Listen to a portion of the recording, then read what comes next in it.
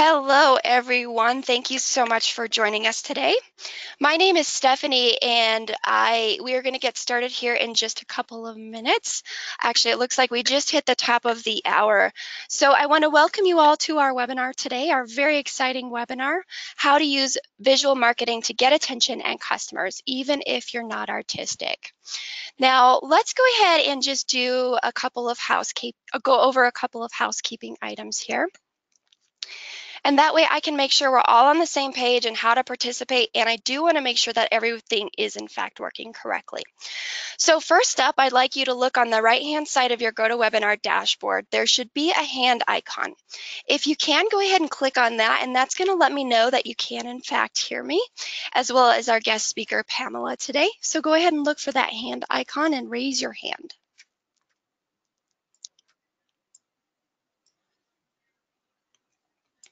Are you seeing some hands, Stephanie? I am. I'm seeing Amanda, Amy, lots of people still getting in. Hannah, Heather, Ian, Nice. Hunter, Heidi, Greg, Grace. Perfect. So it sounds like everything is working, and I have a good chunk of the hands going up, so that is an awesome sign. Now, the other thing that I want to talk about is if you happen to run into any technical issues with GoToWebinar today. If your sound goes out or if something is frozen on your GoToWebinar screen, first, we do suggest trying to log out and back in because that tends to fix a lot of the issues that people have. However, if you're still having issues, you can call that 855 number on the screen, and their help desk can actually help you to troubleshoot any issues. Now, to go along with that, I want to mention that we also have a questions window. That's the little question mark icon under the hand there in your dashboard. That's where you can send us questions, and also if you click on that, you're going to be able to get that 855 number as well. So if you want to copy and paste it to a document or write it down and save it for later, that's going to be great. Now, the other big all-awaited question is the recording. I know we always get a lot of questions about it, but we are recording today's webinar, and you will be receiving an email. It'll have the resources that we talk about today, as well as the link to that recording.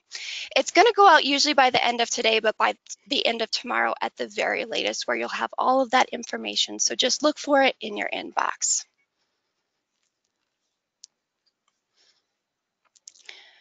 All right, so let's go ahead and let me formally introduce myself. Again, my name is Stephanie French, and I'm the Webinar Content Manager here at Constant Contact. And I've been here for over 8 years now in a variety of different roles, and I've spoke with a lot of different customers and people who are thinking about email marketing. And I've really seen the power that email marketing has and how the right visuals can have such a huge impact on a message and the results that you get. Now today I'm going to be introducing Pamela Wilson, and she's an award-winning graphic designer. She's actually the founder of Big Brand Systems, and she's going to be delivering our content today on visual marketing. So I'm really excited for her to be here and for her to share her knowledge with you so that you can all be more successful. So take it away, Pamela. Thank you so much, Stephanie. I'm Pamela Wilson. I've been a creative director and designer during my entire career, and I now have more than 30 years of professional experience. And these days, like Stephanie said, I focus on teaching people how to build online businesses they love at bigbrandsystem.com. And I'm a published author, I'm a keynote speaker, I'm the former executive vice president of educational content for Rainmaker Digital, where I managed the Copy Blogger blog and their educational program. So all of this boils down to one thing, which is I love to teach. So I am very happy to be here today. We had thousands of registrations for this webinar, thousands. And I think it's probably because people are starting to realize that marketing truly is becoming more visual than ever before. Images are super powerful, and images and visual marketing help to cut through all the noise online and offline. And I am so passionate about this topic because the tools are out there for anyone to do visual marketing. It's easy to find photos. Stock photos can often be free. Image editing tools are easy to find as well, and they're affordable.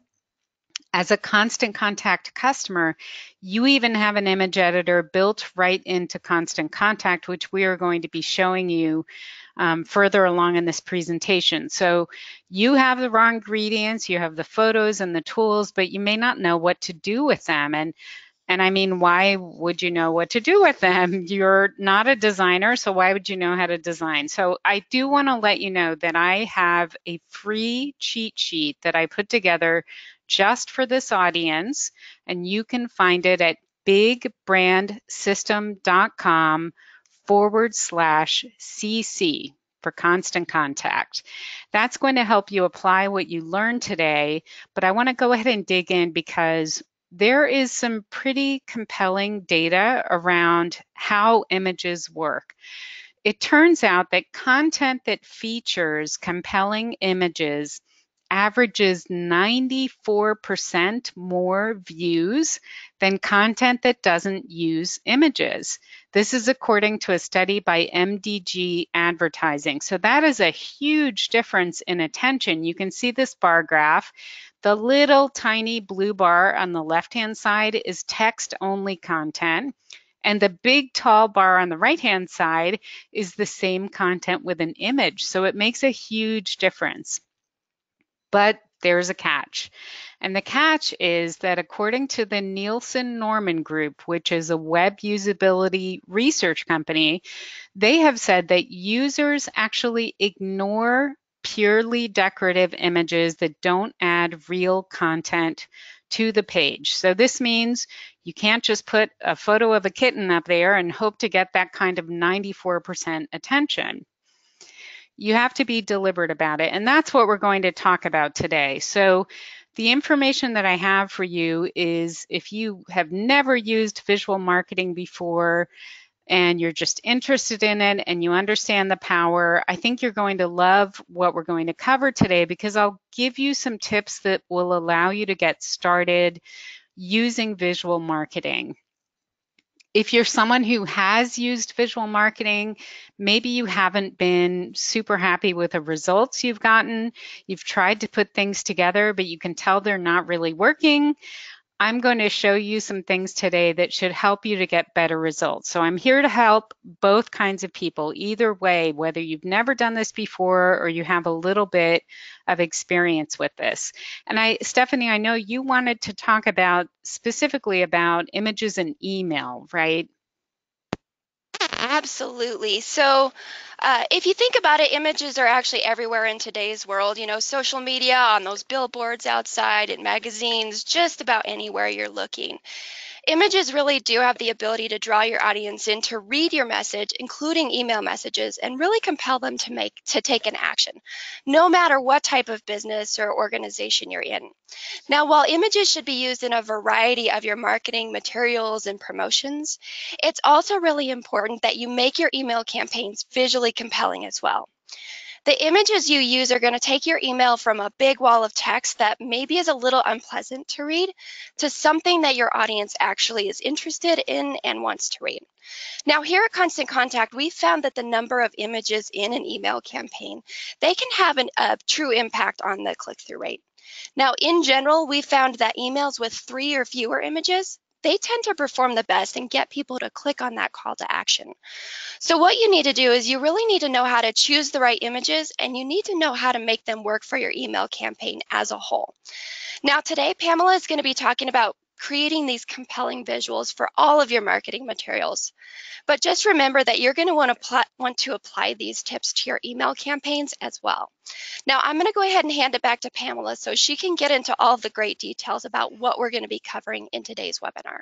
Thank you. I can't wait to dig into all of this. So this is what we're going to cover. We'll cover 3 simple ways that make searching for images fast because I believe that image search thing is where it all starts. So I'm going to show you how to be efficient at that. I'm also going to cover 3 design laws that help to make your visual marketing look more polished. And then, as a special treat, I'm going to show you how to use the built-in image editing tools in the Constant Contact editor so that you can start adding these high-impact visuals to your emails right now. Now, one reason I love to talk about this topic is that I have found that it's a huge confidence builder if you can present your business in a way that's visually pleasing. And if that has not been possible for you up until now, it's probably because no one has taught you how to do it. So, the big news flash is that no one is born knowing how to design. So if you're sitting there right now and you're worried that this is not going to work for you, or you're thinking, I'm not artistic enough, the other thing I hear a lot is, I can't even draw a straight line, right? So if you're saying that, I want you to stop worrying because you can do this, and I'm going to show you how. Now, for a long time, designers, graphic designers, haven't wanted to share this kind of information. When I first started my site, Big Brand System, I wrote about design topics a lot, and I actually got hate mail from a designer who said that sharing design information publicly meant that I was stealing business from professional designers. But the truth is that every designer has to learn a few rules at some point in order to do their work. And when you learn these rules, you can make good design decisions too. So I'm going to teach you a few things you can use right now for free. My goal really is to get you excited about what visual marketing can do for your business. And by the end of this presentation, I'm hoping that you feel really confident that you can do this yourself. So let's dig in. So since the internet was founded, it has really moved from text-based, like almost 100% text-based, to images. You see a lot more images these days. And that's partly just because internet speeds have gotten faster, and so images are an option. But when email, for example, first came out, it kind of looked like this image on the left-hand side. It was like a big wall of text. It's not very inviting. But as internet speeds increased, people started using more images. So email today looks more like this. When smart business owners want to get attention, they use a great looking image in their email. It's a very effective way to grab attention and invite people to read. So you see emails these days that look like these. For example, this one with the food, or this one with the ties, or this one with the cupcake. Each of those email messages features a compelling image that helps to convey part of the marketing story, and that is key. The big thing that I want you to understand and take away is that visual marketing and design is learnable. All designers had to learn it, and you can learn it too. So you may be feeling like this little dog right now, kind of, hiding and not wanting to think about learning something brand new. And that's natural. When you're learning something that's outside your comfort zone, you may feel like, I don't even want to try this. I don't have the talent I need. This is going to be too hard. So what I want to do right now is give you 3 image search tips so that you can see that this is not about talent. It's really about learning the basics and then applying them. These tips are going to help you when you search for photos, because searching for photos is where visual marketing starts. Photos are really the raw material that you are going to work with for your visual marketing. And the big secret about these tips I'm going to share with you is that what they do is they help to filter out images that don't work. This is the key, because when we go to a stock photo site, we see hundreds of images, image after image. And once you know what you don't want, you can just ignore those and focus on the ones that will work better. So eliminating the wrong images helps you to find the right images much faster. So let's look at these 3 tips. The first one is, I want to urge you to avoid stock photo images that look overly posed and overly perfect. They just look fake. I don't know about you all, but I have never seen someone sitting on the edge of a boat exactly like this, with birds flying in the distance, and a sunset. This is a very contrived photo.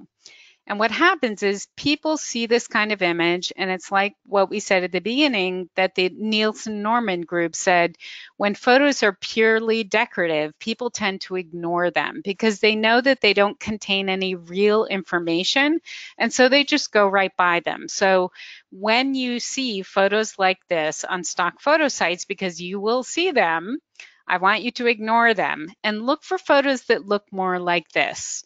I want you to look for photos that look like a real person that you may see if you walk out your front door. That you want them to look real, you want them to look relatable. In this photo, the woman's hair is not all perfect, but she's got a very natural smile and she's looking right at us. So this is a fantastic image because it just draws you right in. It's very engaging. So avoid fake and go for real. That is my first advice for finding images faster. The other thing I want to mention to you, and you see this a lot nowadays, is you see a lot of images where you can see there's a person there, but they have chopped the head off. They're not showing the head. And the reason people do that is that when you don't show a face, you don't need a model release for that person. So they show the body, but they don't show the head. The person is not recognizable. They don't have to get a model release. However, when you use that kind of image, you are eliminating all of the extra information that we get from seeing someone's facial expressions. Human beings are hardwired to respond to faces. From the time that we are little babies, we are able to sort of read the expression on the faces of our caregivers. So we know if we're making them happy or making them sad. And so we're really good at reading faces. And what I want to ask you to do is when you choose photos, make sure you include faces too. The photo on the right is much more compelling because we can see the person working here is focusing on his work, he's concentrating, he's very engaged, and that's a lot of information that we don't have when all we see is his hand and his laptop. So look for faces and avoid those images where the person's head is chopped off. The third rapid fire image search tip that I have for you is this. When you're looking for photos, I want you to think simple.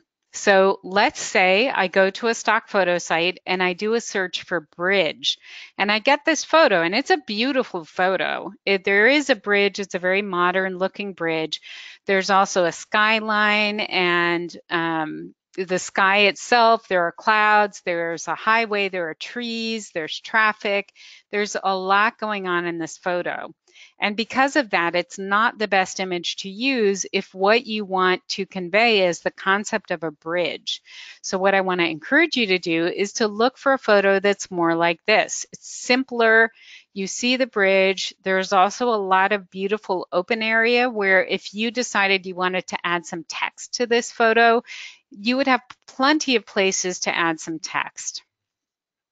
So think about simple. When you search for a concept, look for the simple solution rather than the complex.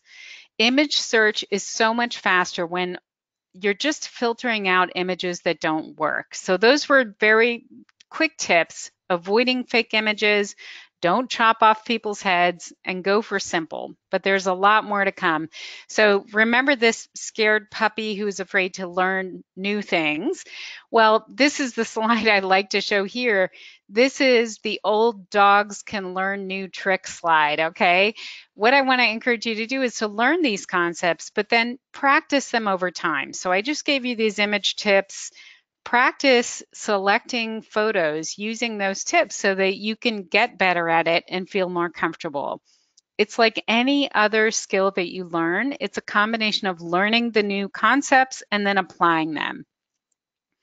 So we talked about how design can be learned, and I also want to talk about how visual marketing can be fast. Creating visual images for your content can be really fast. This is a huge priority for me when I teach this topic, because what I find is the one roadblock that everyone has is time. If it takes too long to create your visual marketing, you're not going to use it. I came around to this concept back in 2015 when I was put in charge of the Copyblogger blog images. Copyblogger was publishing a new piece of content every day. They shared their content in email marketing and across social media, and they wanted to improve their blog post images. So what I did is I came up with a visual style that featured these visual elements that I'm just about to teach you. And as you can see, I applied these visual elements consistently across hundreds of images, and I came up with this system for putting them together that makes creating them super fast. I actually gave this type of image a name. I started calling it a signature branded image, because when you use these visual elements consistently, what you end up doing is developing a recognizable visual signature that makes your brand easy to recognize every place it's used.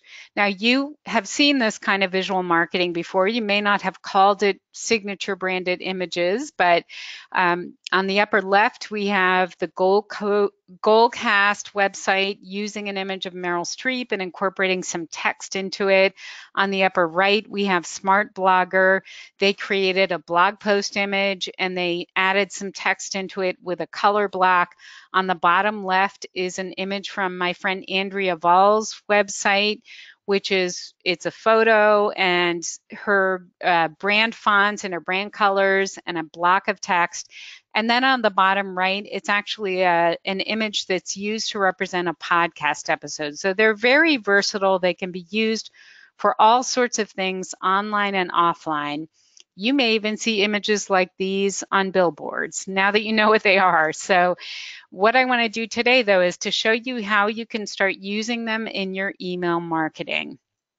Signature branded images are all made up of the same handful of visual elements. So what I want to do now is just kind of show you the anatomy of a signature branded image so you can see what these pieces are. So you start with a high impact photo. That's the basis. And we talked about image search. And in the Constant Contact editor, what you're going to do is to choose a template that has a place to add an image. That's the first step in Constant Contact. Now, I have to tell you, if you're watching this live, I do have a demonstration of all of these steps that I'm going to go through later. So right now, I'm going to go through them very quickly, and then I have a demo for you. So these are the basic steps in Constant Contact. You're going to choose your template, and then you will either upload your own image or you'll choose from the available images inside Constant Contact. Then the next element of a signature branded image is this brand font. So you use a font that you have associated with your business. And in the Constant Contact editor, the way that you get to that is you click the edit button and then you click the text button on the next screen. So again, I know I'm moving through this quickly, but I have a demo video to show you. So don't worry if you're not catching this all at once. But there's a text button in there. It has a letter A on it. You click on that, and then you can add text to your photo. You can apply a color to that text. So I'm going to show you different options that you have for applying that brand color. One is to add kind of a color, what I call a color bar. It's like a square that you add and then you lay your text on top of it. So to do that in Constant Contact, you actually go to the sticker tool, which is directly below the text tool. You scroll all the way down, and at the bottom there are geometric stickers. So you'll just choose a square and then add that square to your photo. You can enlarge it to fit. You can apply a color. It's very easy. And for a really, really cool effect, you can actually pull back on the opacity bar and let a little bit of that photo show through your color. Isn't that a pretty effect? And then you can pull the text back on top of it. And once you're all done, you hit the save button, and that allows you to then insert it into your email. So that's the basic way to do it inside Constant Contact. You're really lucky that you have this right inside your email editor. And again, I have a demo video coming up, so I'll show you all those steps. Customizing your images like this, though, picking a photo and then doing these custom things to it. What that means, I mean, the advantage of doing that is that your visual marketing is going to be 100% unique. Your visual marketing won't look like anyone else's.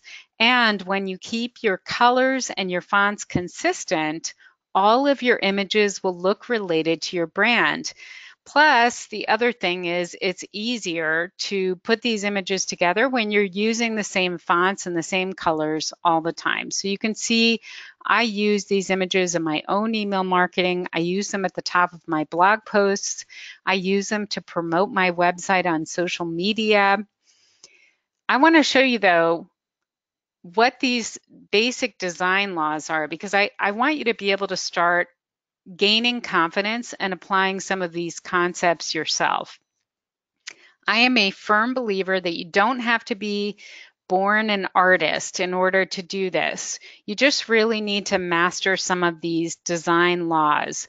And I do want to remind you that I have created this cheat sheet. So you can find it at bigbrandsystem.com/CC. I know I'm covering a lot of material, but you'll have a guide when you download that cheat sheet. So the thing about these design laws that I'm about to talk to you about is they're all things that I learned early in my career so that I could master design myself. And they really helped me as I made my way through the maze of design decisions that I encountered early in my career. Design is really all about making a bunch of decisions. Should I use this font or that font, this color or that color? Should I position it here or there? So I started paying attention and just noticing that certain things worked consistently.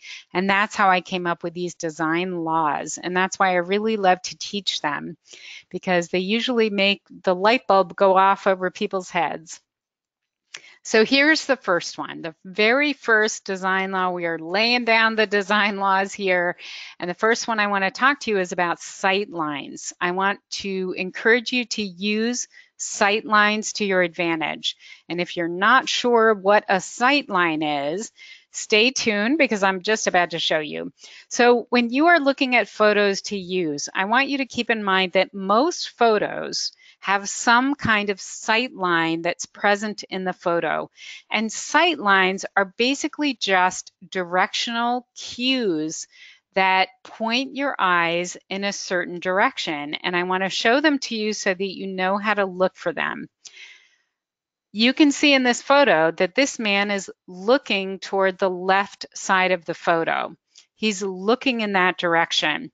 So what we can do as we're putting together our images is we can put our marketing message in the direction that he is looking. And what's amazing about that is that people will look in the same direction he's looking. It's happened to me before that I walk up to a crowd of people and I notice that they're all looking in the same direction. Maybe they're looking up at the top of a building or something. Well, you can't help but look in that direction too, right? Human beings want to follow where people's gazes are looking.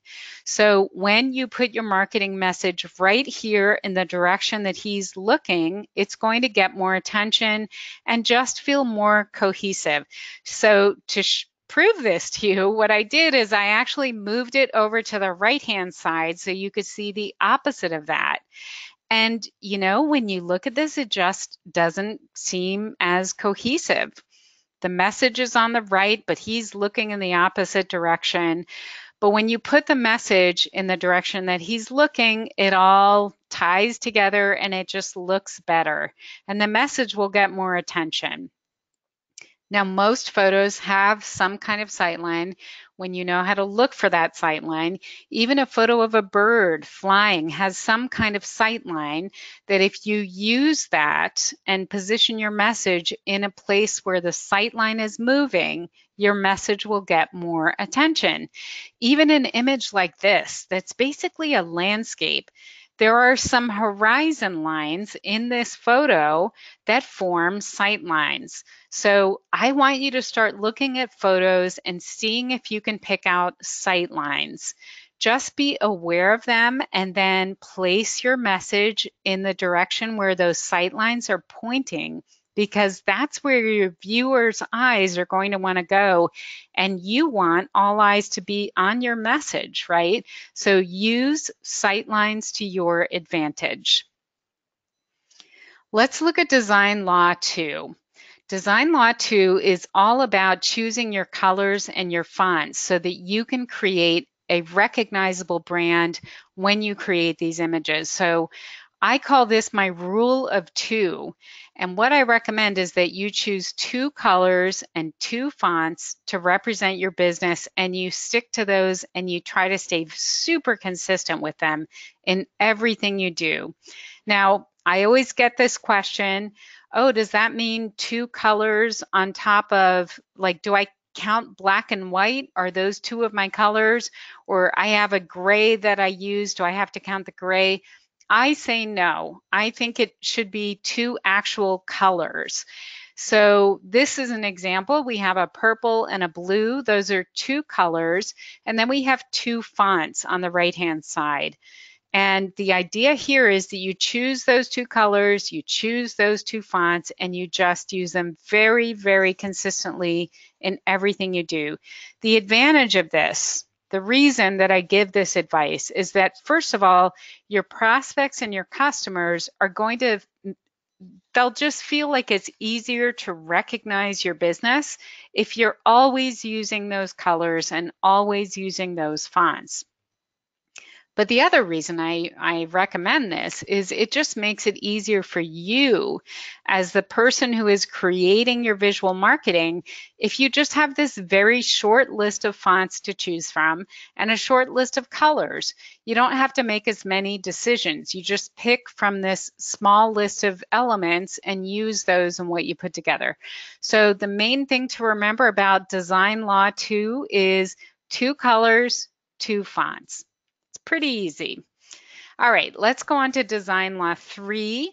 And design law 3 is where I talk to you about templates, but I may not be telling you what you want to hear. So I actually recommend that you do not use pre-designed templates that have been created by a designer. So I have to tell you, this is usually the point in this presentation it's like a record scratch moment, because when I say this to people, they say, wait, what? What is wrong with using templates that have been created by a designer when I'm not a designer? Why wouldn't I want to use designer created templates? Well, there are 2 big reasons that using pre-designed templates is not a good idea, and I actually brought examples to show you. So first of all, your brand is not going to be consistent. So this is my example. Let's say you have a pet sitting business and you are creating these signature branded images for your pet sitting business. You find this template and you say, this looks good. I mean, the sight lines are all wrong on this because the dogs are looking up and the message is below them. So that's a problem, but you like this template, so you use it for a while, but then you get tired of it and you say, oh, this template's nice. It's got a nice color in the background. I like the font. So it kind of catches your eye and you use it for a while. And then you find this one and you say, oh, I really like how elegant this is, and it's really beautiful. So what happens over time? When you use these different template styles, you end up diluting your visual brand with every new template that you apply.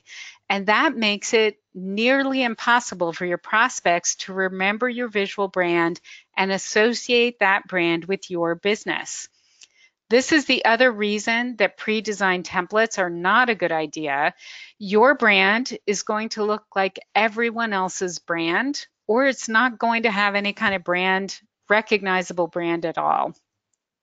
The whole point of visual marketing is that you create something that looks unique to your business, that uses your brand elements in everything you do. Now, templates save a lot of time, and I understand why people want to use them, but my recommendation actually is if you want to have a high impact brand, you have to spend some time developing your own template and then using that template consistently. So don't use pre-designed templates. Design your own template style and use that for everything. And that's what I did for Copyblogger. All of these images that you see, they were created over a series of years. It only took me a few minutes to put them together. Every time they had a new piece of content, they would send me the title. I would look at the post. I would create an image. It wouldn't take long, but you can see that even though they were created over several years, they all look visually related. It's very obvious that they all come from the same company. And having a template allows you to do that. It makes it very fast to put it together. All right, my friends, we have covered a lot of information. And you may be feeling like the woman on the left, very confident, like, okay, I got this, I'm going to go do this. Or you might be feeling like the person on the left, on the right, rather, who's just a little bit overwhelmed. So, what I want to do at this point is I want to bring this all together and show you that you've got this and you've actually got a tool that is going to allow you to do this. You can create these signature branded images using any currently available tool, but you are lucky as a Constant Contact customer that you already have access to a tool that's great. So let's show you the Constant Contact editor in action. I'm going to bring up a video and I'll play it and then I'll be back to answer questions. In this demonstration, I'm going to show you how to put together a custom image right inside the Constant Contact email editor. I'm going to choose the blank template because that has space to put an image at the top. And as that loads, I want to show you that you have lots of options inside this image editor. So one way is to upload your own images, which you can do on the Images tab by selecting Upload Images here. The other thing that you can do is to choose from the images that are available already, and you'll see these along the bottom. I'm going to start from an image that I upload myself. Now I can browse my own computer and upload images by clicking the blue link, or I can simply drag and drop images that I've already downloaded right onto this screen. I'll click the Upload Files button, and this stock photo image is in place for me and it's ready for me to edit. So you may see here on the left-hand column, I've already created an image and I'm going to show you how I put that together. I'll drag and drop this photo right into the image area. I'm going to go ahead and enlarge it so it's nice and big at the top of my email. And to do that, I click and drag on the double arrow icon. To edit the image, I'm going to double click on it. I'll find it here in the library and click Customize. That opens it up in a large screen and I get access to this Edit button. And clicking on the Edit button reveals the Constant Contact image editor and a whole world of tools that I'm going to show you how you can explore so that you can customize your photos.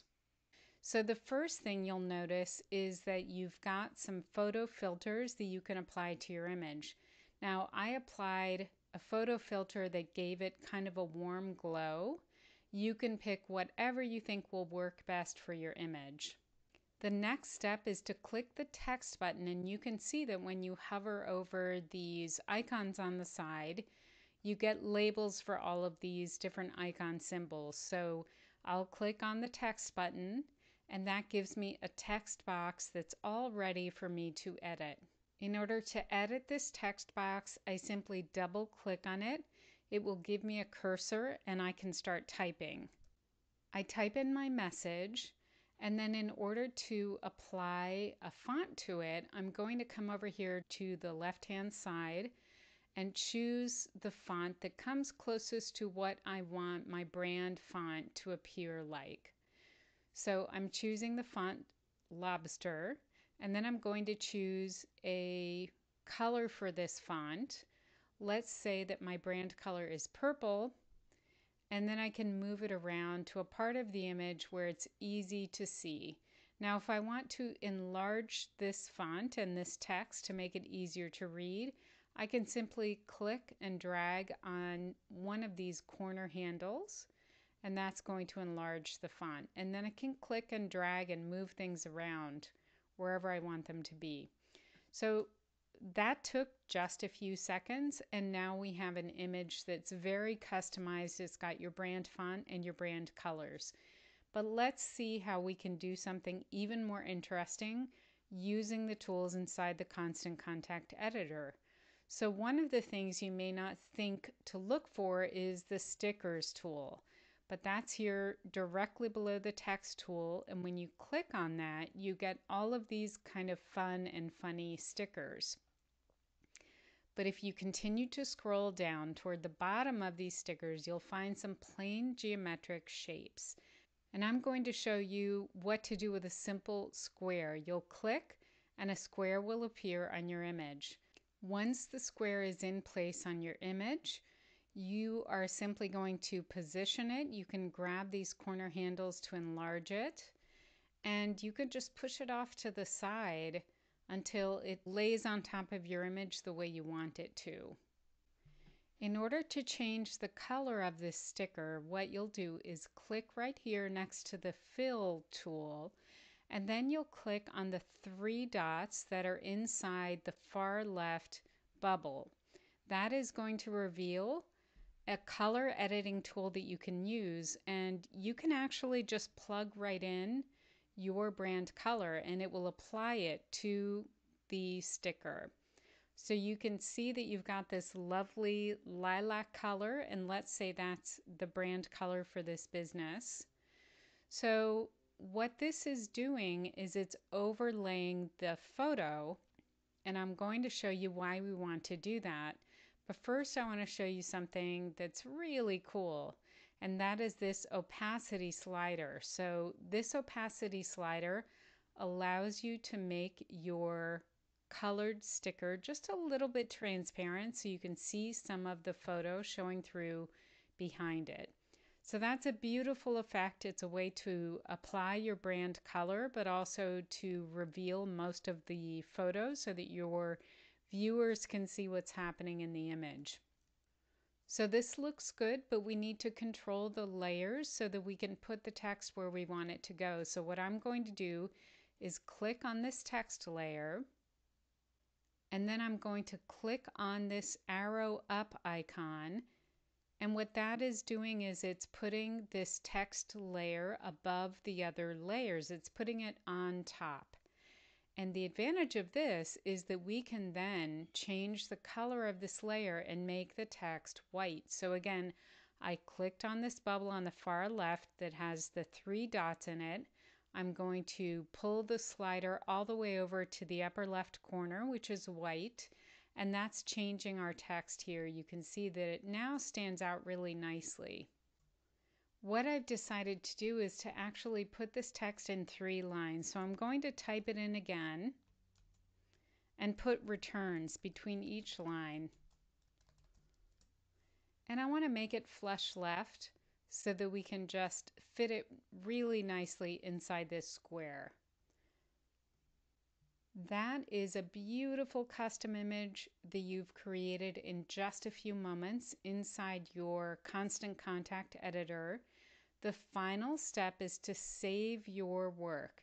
On the upper right, you'll find the Save button, and that is going to put this custom image into your image library, and then it will drop it right into your email so that you can start using it right inside your email.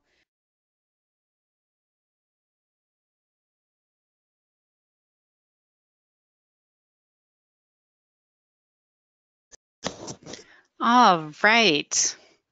So maybe you all could confirm that everybody can hear me. Thank you so much for watching that video. And I did want to remind you that I have this cheat sheet available for you. It's bigbrandsystem.com/cc. And I am going to stick around to take questions. We've had quite a few questions come in, and I would love to answer them for you. And I know Stephanie's going to hop on and talk about next month's presentation as well. So we'll do that too.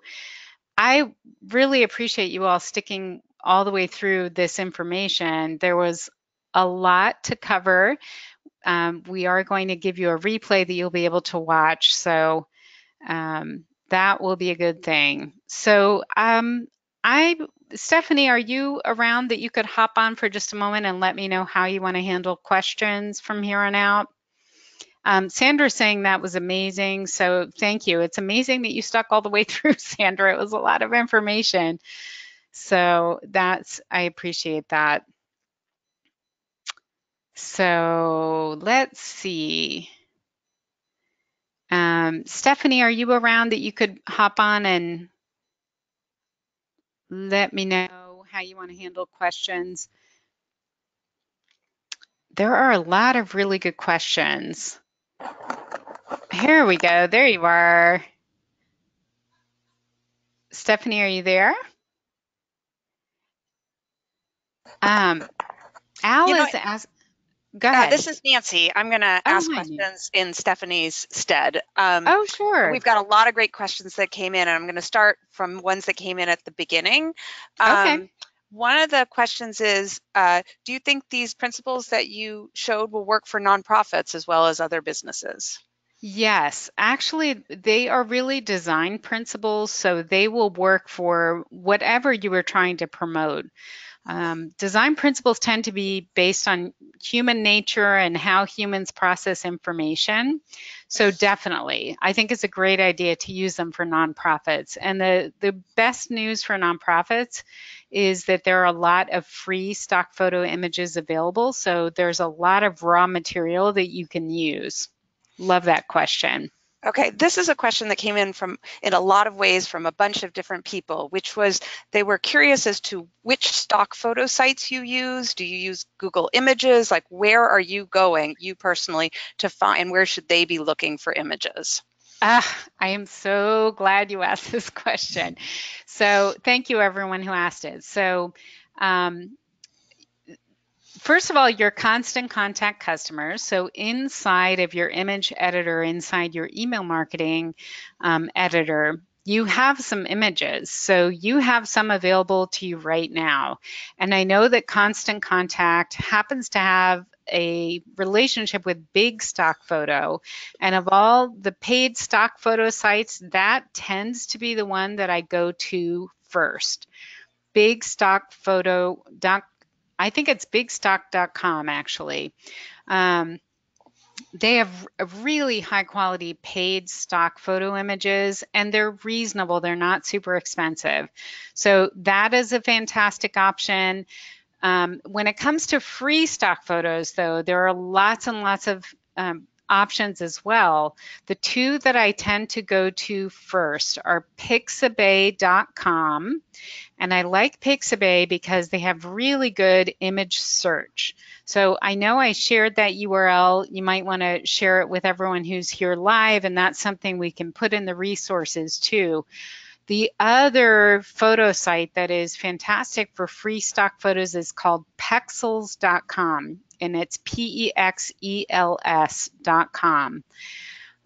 Both of them you have complete release to use the images there, which can't be said for Google image search. So the thing that's tricky about Google image search, even if you apply filters that say only show me photos that can be used for commercial use, it's a little bit dangerous because you could find a photo that someone has maybe forgotten to put the rights on, and you go to use it and then you end up in legal trouble because you've used an image that you didn't really have permission to use. So I try to steer people away from looking for images on Google, because you could end up in legal hot water, and there's no reason to do that. There are so many free stock photo sites that have already gone through all the rights issues, and they've gotten everything cleared so you can use the images. So stick to those if you can. And Pixabay and Pexels are two really good places to start.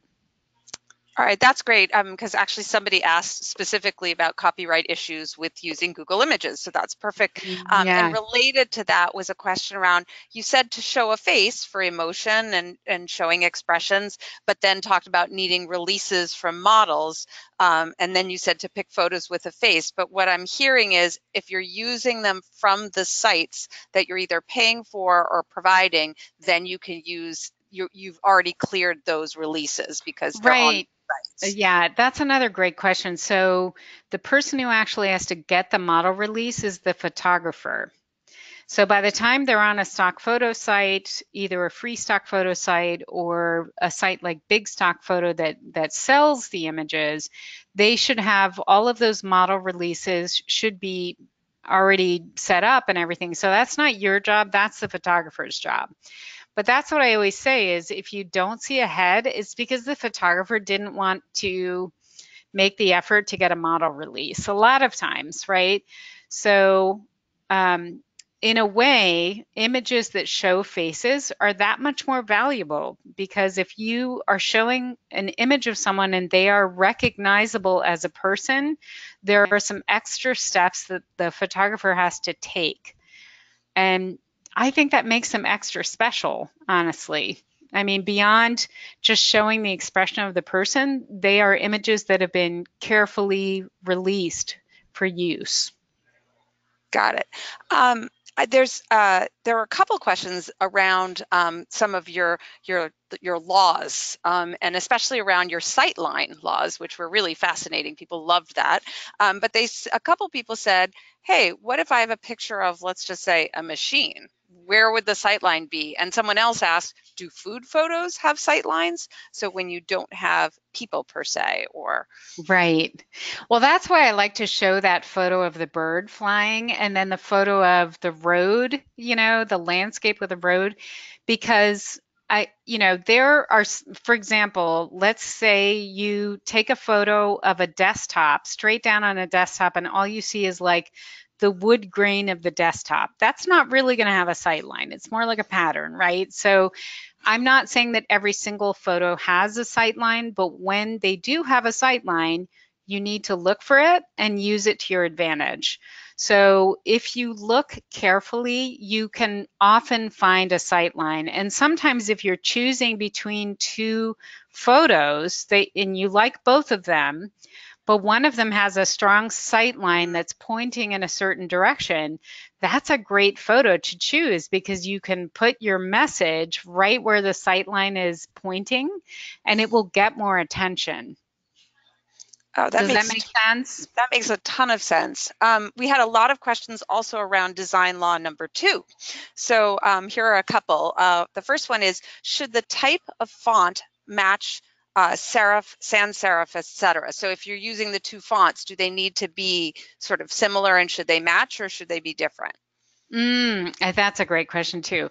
So I mean, it's kind of a detailed answer, so I won't give the full answer, but I think it can be really interesting to have a serif and a sans serif. So the person who asked obviously knows the difference, but sans serif is those are the fonts that don't have those little feet on them, and then serif fonts have like the little feet, the little extenders on them. I think it can be really interesting to combine them. I always tell people to look at the letter form and try to make sure that the letter forms match. So there are some fonts that have very open letter forms and others that have very tight, small letter forms, and you want to make them look similar. That's the way to combine them.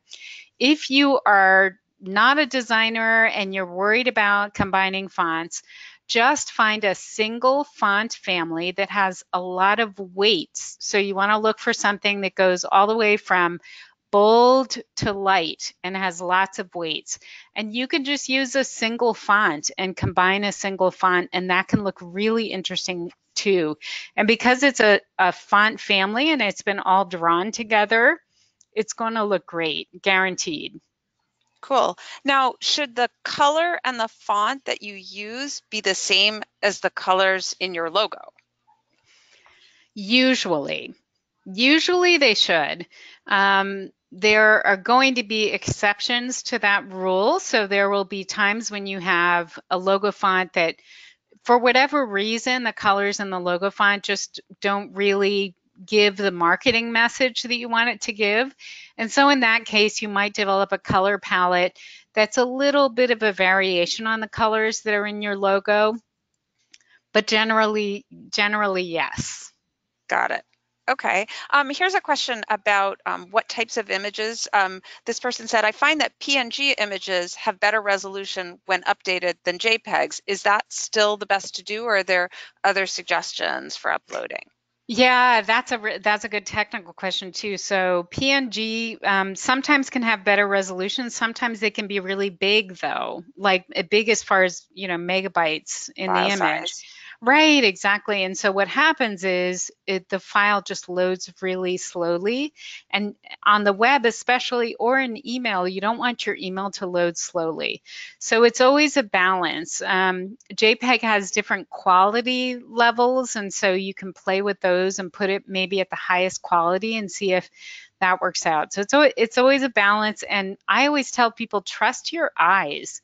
Just trust your eyes and look to see what looks best versus the file size, and pick the one that's kind of the smallest file size but the best quality image. Got it. Okay, here's an interesting question. If every email we send out contains a large header with our company logo, is it still imperative to have sort of a signature branded image? The body of our emails don't usually have a certain look. Um, hmm. So like, So how do you balance I your yeah, logo I with know. having a signature image? It's so funny because honestly, logos are important. I'm a designer, so this is going to sound kind of sacrilege that I would even be saying this. Logos are important.